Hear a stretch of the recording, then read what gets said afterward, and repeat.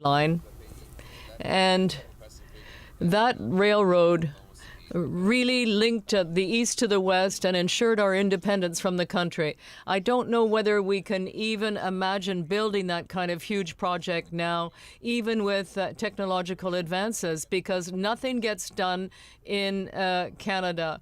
It takes far too long to get a permit. Paper burden is slowing things down.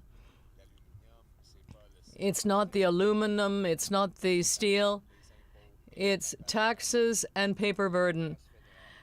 Federal red tape imposed on businesses. That has reached 189 regulations, 20,000, many more than when the Liberals took power 10 years ago.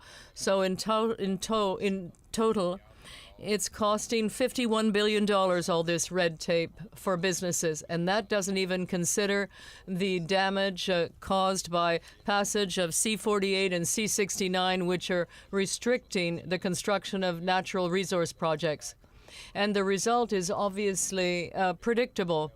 Canada has lost $500 billion of net investments that has been driven to the United States because there, things can be approved and built, whereas here, nothing is moving. Nothing is moving in Canada because of bureaucracy imposed by the Liberals.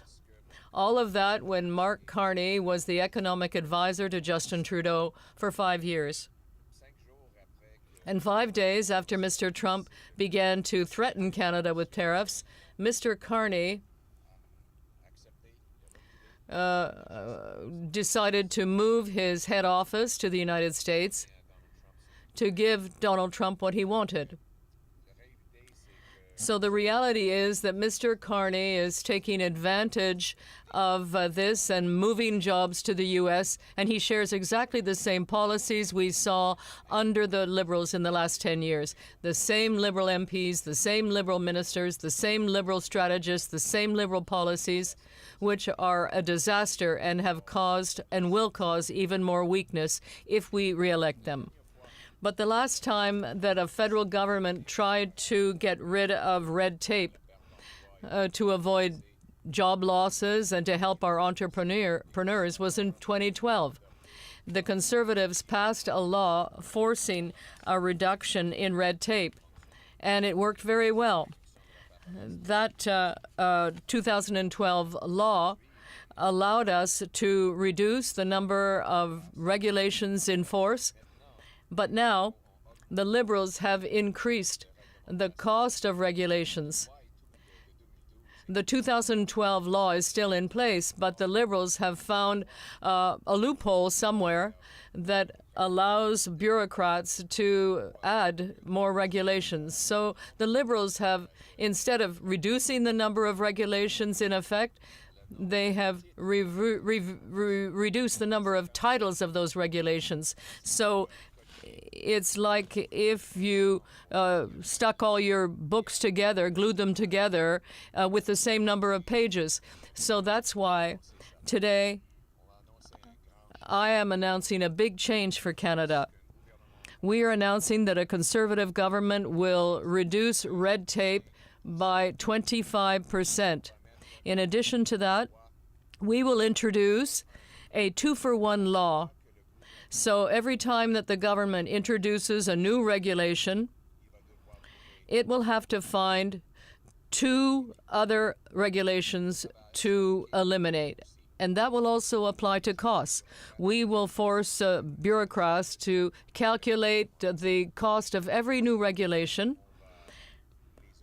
and we will force them to find $2 of reductions in administrative costs for every new dollar added, so that this is enforced. We will give a legal mandate to the Auditor General to monitor those costs and the number of regulations introduced by government. That will mean there's a constant decrease in administrative costs that hit our workers and businesses. So that has to change to put Canada first, because during the lost Liberal decade, the Liberals drove companies south because of the cost of doing business here in Canada. Mark Carney, as economic advisor to Justin Trudeau, was part of that. He also was in favor of anti-development and anti-growth laws that caused this. He was in favor of C-69, and he confirmed a few days ago that he will keep C-69 in place. That is an anti-development, anti-pipeline law that will ensure that Americans will control our natural resources in the future. A major gift to Mr. Trump. We know why Mr. Trump says it's easier to deal with Liberals than with Conservatives. Mr. Carney wants to keep the same policies in place that helped the United States, at the cost of Canadians. And I note that Mr. Carney is noted for plagiarism when it comes to his university studies. He was caught plagiarizing 10 times, and now he's plagiarizing the Conservative campaign. Today, he tried to copy my announcement on skilled trades, but I note that the grant for apprentices that I announced a few days ago is exactly the same grant that Mr. Carney eliminated on April 1st, 5 days ago. So 5 days ago, he got rid of that apprenticeship grant, and now he wants you to believe that he's made an about face. So we can't believe anything he says.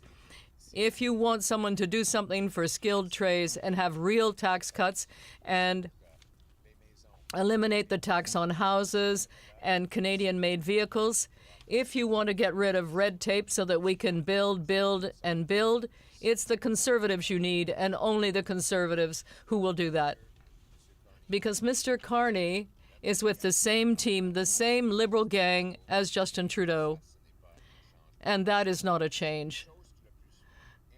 The most important thing we can do to stand up to the United States and Donald Trump's threats is to be independent, to repeal anti-development laws, to allow pipelines and natural gas plants and other natural resource projects to go ahead. A CV is not a plan. Keeping the same party in power that has caused these problems will not fix things. We cannot allow the Liberals to have another fourth term. We need a new Conservative government that will put Canada first. My plan will unleash our industries and create a strong and independent and sovereign country that can stand up to President Trump from a position of strength. Only a new Conservative government can do that and will allow you to reinvest your capital gains tax-free right here in Canada. Only Conservatives will eliminate the GST on new homes and on Canadian-made vehicles. Only Conservatives will reduce your taxes by 15% to reward your work. Only Conservatives will allow Canada to build more natural resource projects and create wealth, the wealth we need in Canada to stand up to the American threats. And that starts today by eliminating Liberal red tape and unleashing our entrepreneurs. We will be able to bring back production here to Canada and to have well-paying jobs for workers who are pay less tax for a more prosperous future in a united Canada. And particularly, we're doing that to bring back the promise of Canada, where anyone who works hard can have a great life in an affordable home on a safe street, protected by brave soldiers under our proud flag. Thank you very much, and let's put Canada first for a change.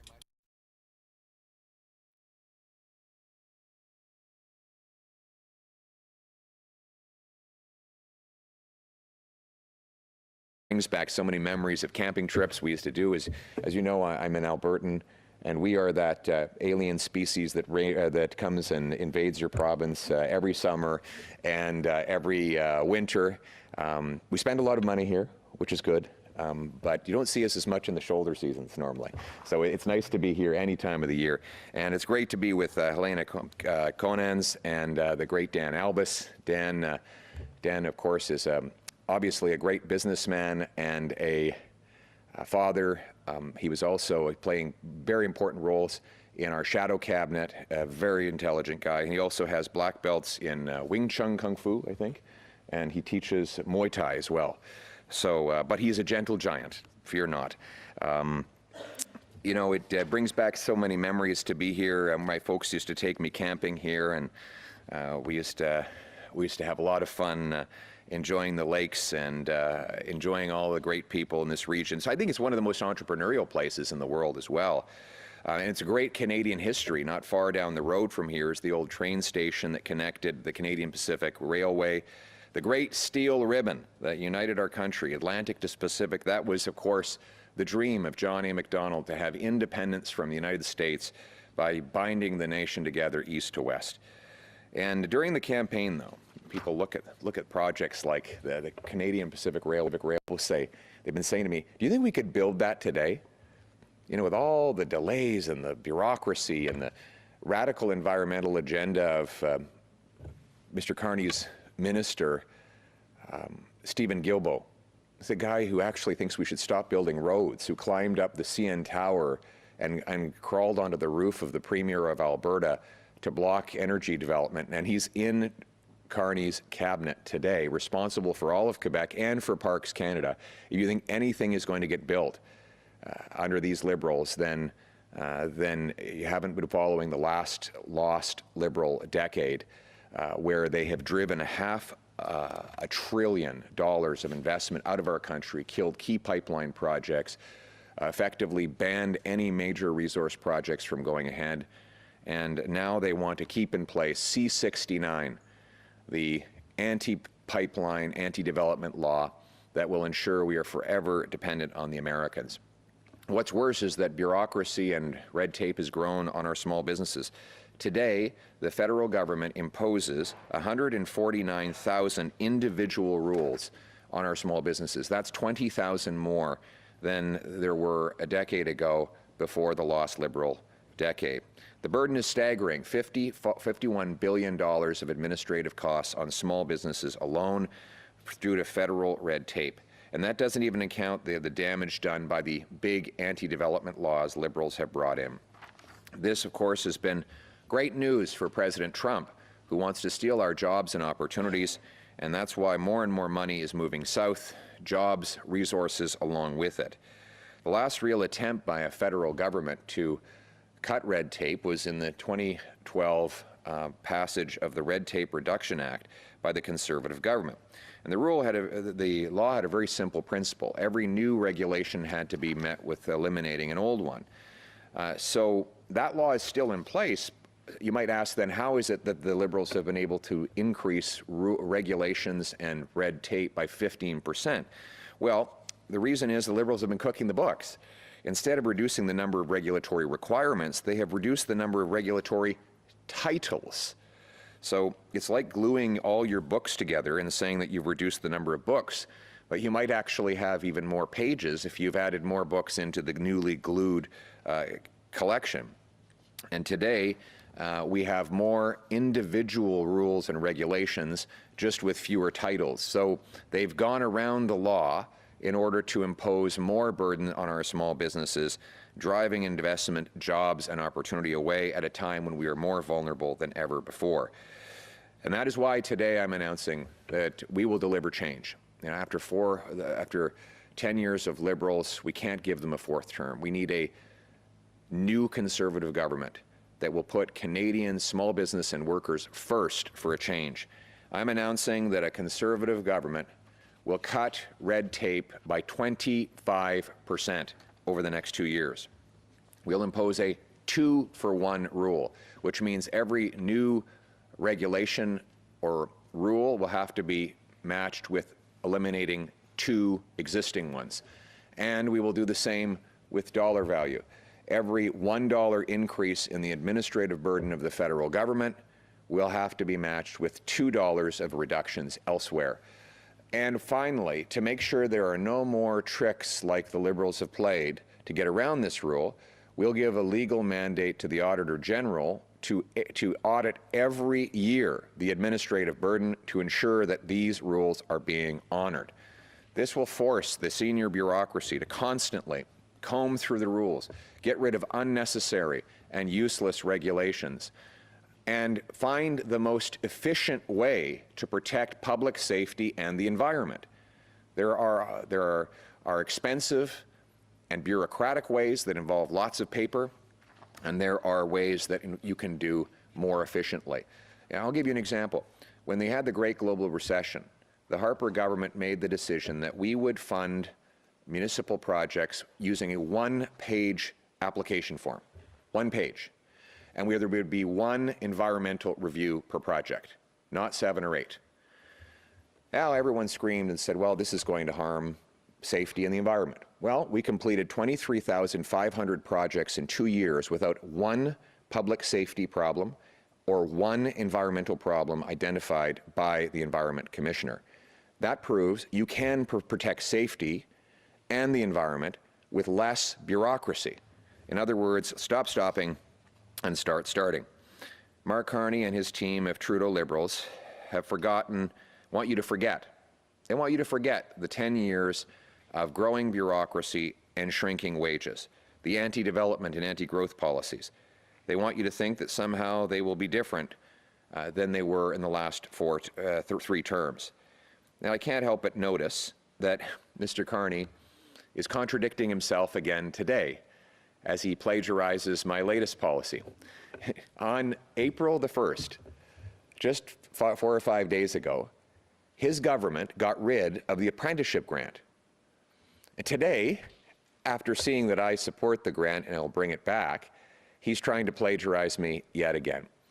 You can't believe anything he says when he does one thing on April Fool's Day, and then not even a week later, he says the opposite.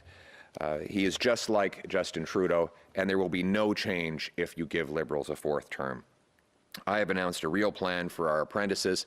We will train up 350,000 of them. We'll bring back the apprenticeship grant Conservatives originally introduced and that Liberals have eliminated. And we will stand up for workers across this country.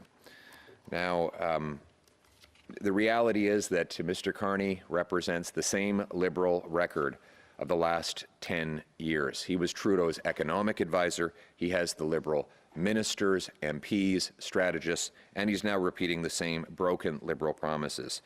The most powerful thing that we can do to break free from dependence on the Americans is to unleash the power of our resources, entrepreneurs, and workers.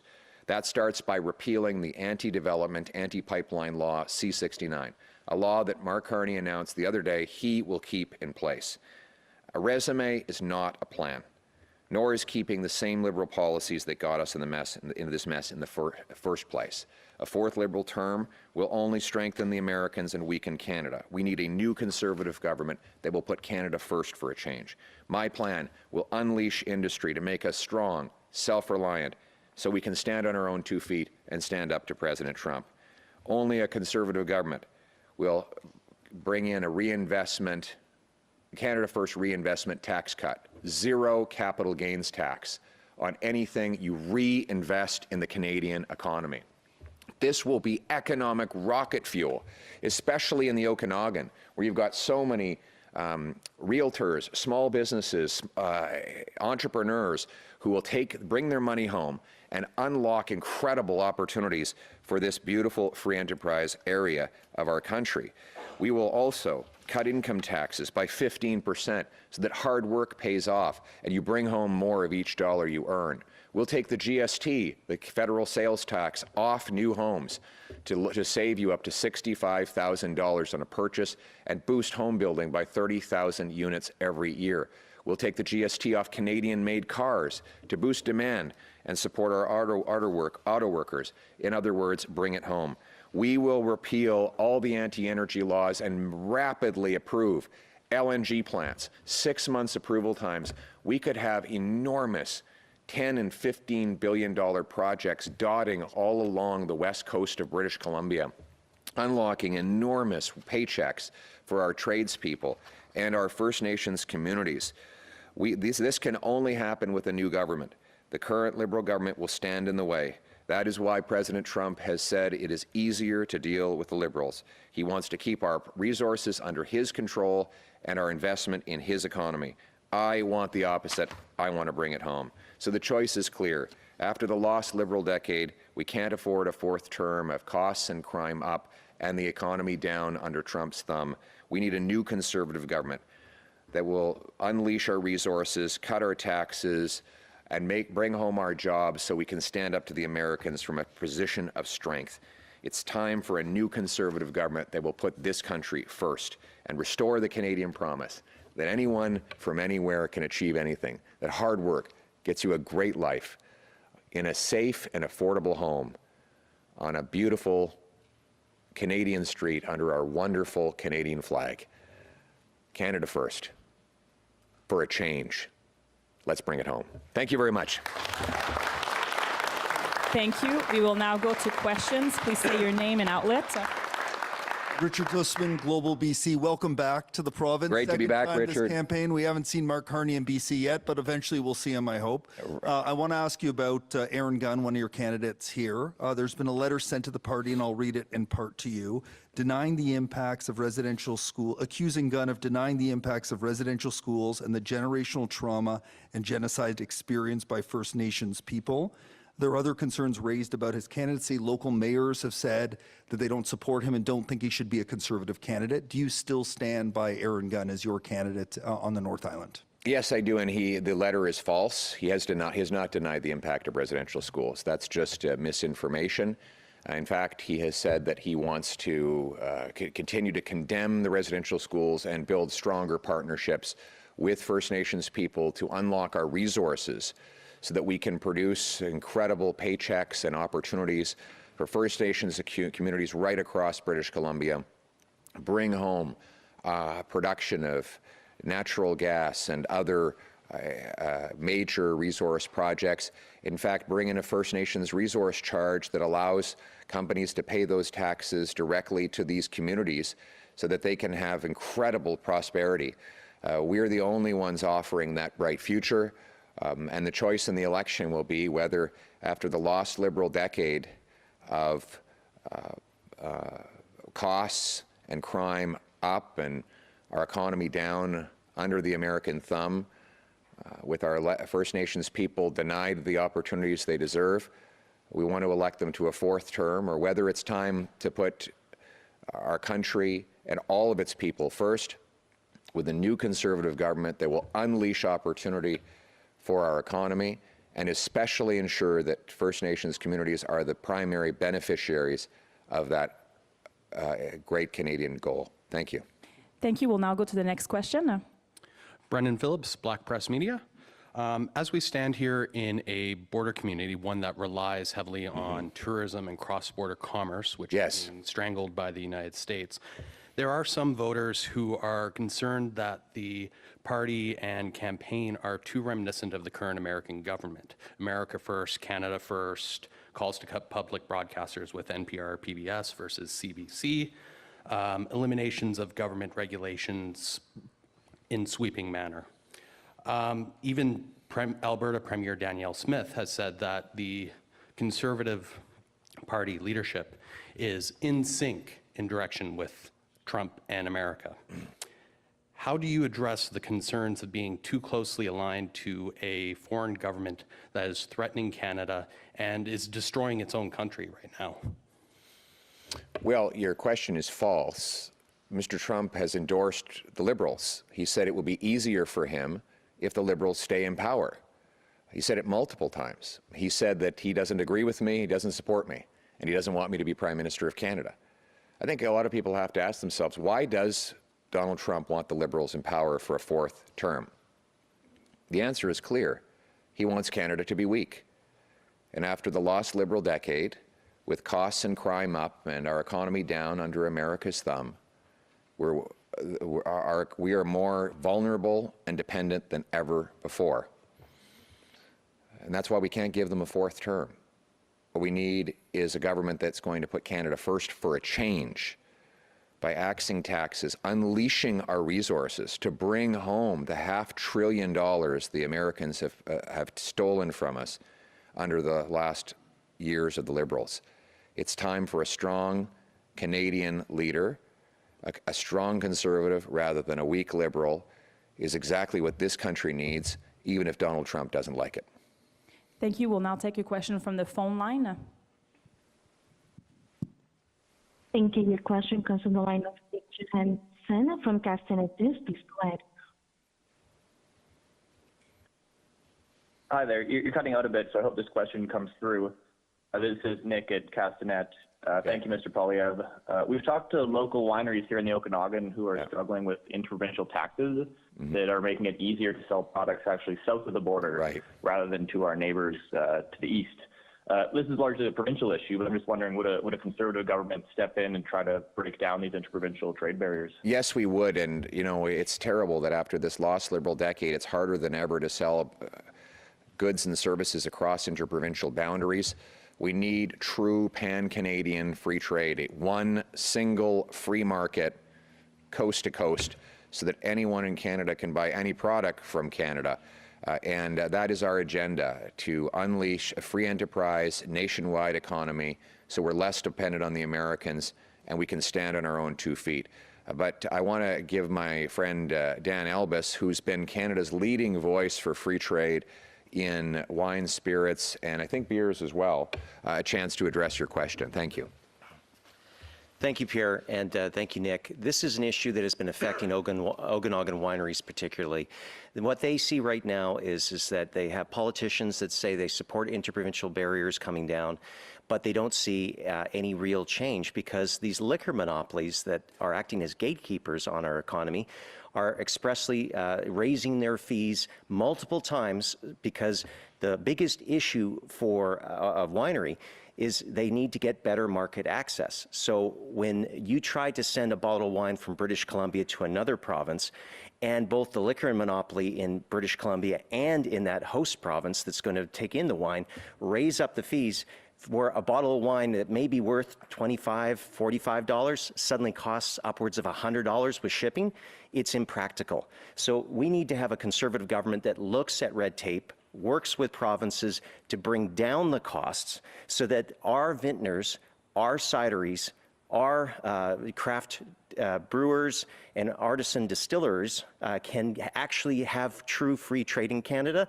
Pierre knows this issue extremely well. And you got your bill as well. Yes. You bills. Yes, we had a bill pass in 2012, but again, some provinces play the game in regulations and red tape that makes it difficult. That's why having a Conservative government that makes red tape reduction a priority and works with provinces to not allow these gatekeepers to deny our BC vintners the ability. It's crazy that Ron Kubek from Lightning Winery has to send his wine to the United States because it's easier to do business there. So Pierre, I look forward to you being Prime Minister so you can help our BC vintners to be able to get a fair shake. Thank you. Well done. Thank you. Thank you. We'll take another question from the phone line, and this will be the last question. Thank you.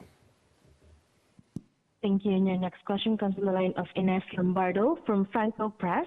Please go ahead. Bonjour, Monsieur Poilievre. Est-ce que vous pouvez m'entendre? Oui, je vous entends très bien. Parfait. Écoutez, j'aimerais revenir sur ce que votre président, Marc Carnet, a dit hier. Il souhaite renforcer le mandat de Radio-Canada, notamment... CBC Radio-Canada.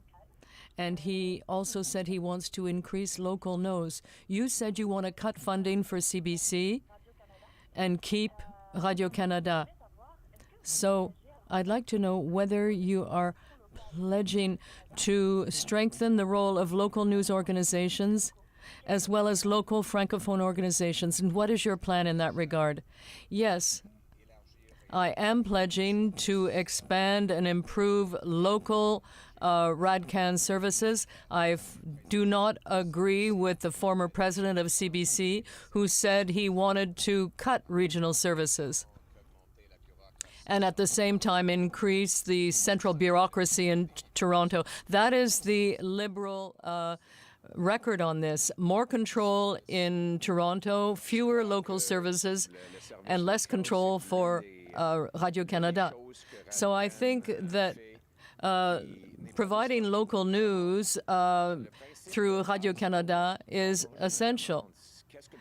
And when I ask what the government should be doing, well, the government should be doing things that the private sector cannot do on its own. And news and cultural services in French, particularly in the regions, are a good example of that. There simply aren't enough economies of scale to make that happen.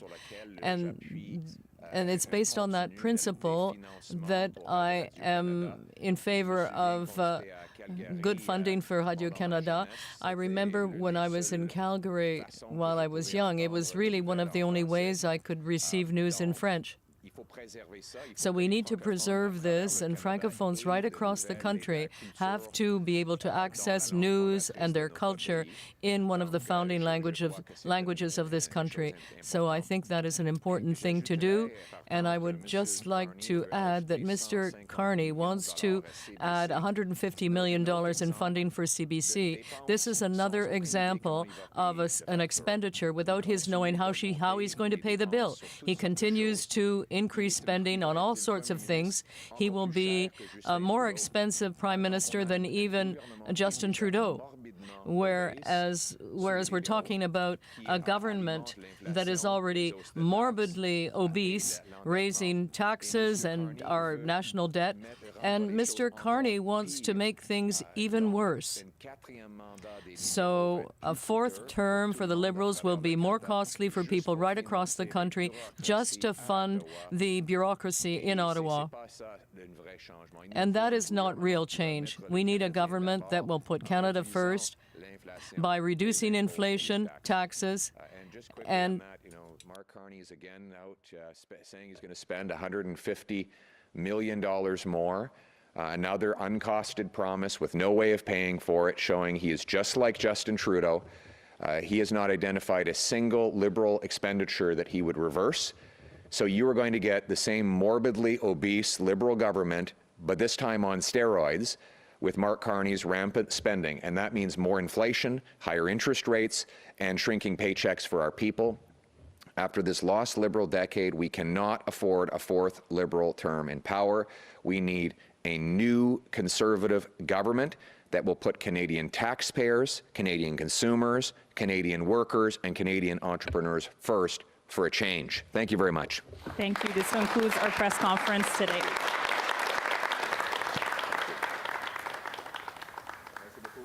We've been listening together to Conservative leader Pierre Poilievre there in BC making an announcement. He started off by talking about the cut to bureaucracy and bureaucratic red tape that he wants to do, a 25% cut over 2 years. And he also criticized Liberal leader Mark Carney for the apprenticeship announcement that you saw here on CBC News Network earlier today, saying essentially that that was a copycat promise to something that the Conservatives had actually brought in.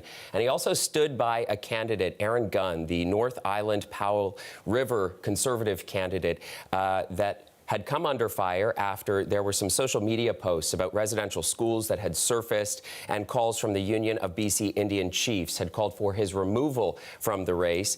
Pierre Poilievre there saying that he stood by that candidate and questioned the legitimacy of what had been uncovered. Obviously, that follows a series of Conservative candidates as well as a Liberal candidate who have been tossed from the race over various comments that they have made both online and into microphones. And so those are some of the points that jumped out to me from Pierre Poilievre. Alexander Silberman is watching all of this along with us from Ottawa. Alex, what jumped out to you? Well, Chris, a few different things jumped out to me there from Poilievre's announcement in the BC interior with that concrete plant in the backdrop for his announcement. His proposal there really focusing on the Canadian economy, all about making his pitch to back businesses during this trade war with the U.S. as those tensions south of the border and the impact of the tariffs are really continuing to shape this election and the approach from the different parties. We saw Poilievre there starting to shift his messaging to focus more on Trump, talking about the need to form a government that's in a position of strength to negotiate with the Trump administration.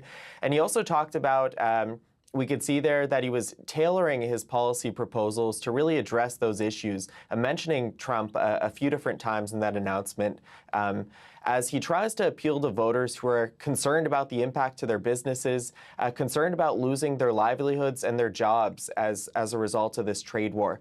Today's announcement, like you mentioned, is about pledging to cut back on what he described as federal government red tape. So Poilievre is promising to cut 25% of that federal government red tape restrictions within 2 years. Poilievre also says he'll pass a law requiring 2 regulations to be cut for every new one added. And he says this law would ensure that $2 in administrative cost savings are found for each dollar that is added.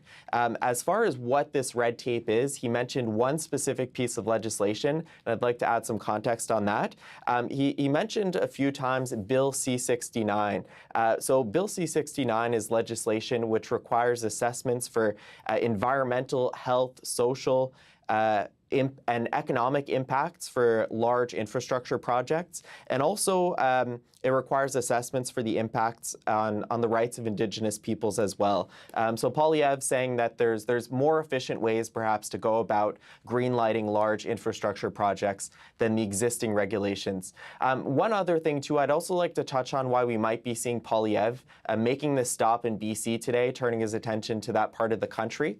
He's campaigning in Osoyoos in the BC interior, concentrating on the center of the province. Now, BC's interior, if we look back, largely voted blue in the last election. And Osoyoos is in this part of the southern interior, the southern Okanagan Valley, that went NDP in 2021. One of 2 ridings in the BC interior that voted NDP in pretty close results in the last election.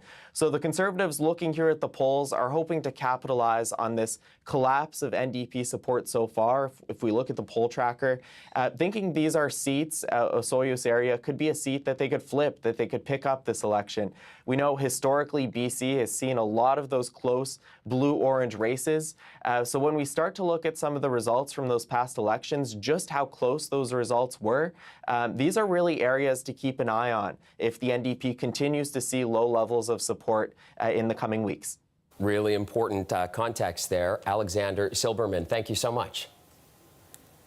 Now looming large over everything that Pierre Poilievre said, as well as the other federal party leaders that we heard from today, is, of course, the start of the U.S. president's widest-ranging tariffs. Those, of course, kicked in at midnight, a 10% baseline levy, hitting virtually all U.S. trading partners and sparing only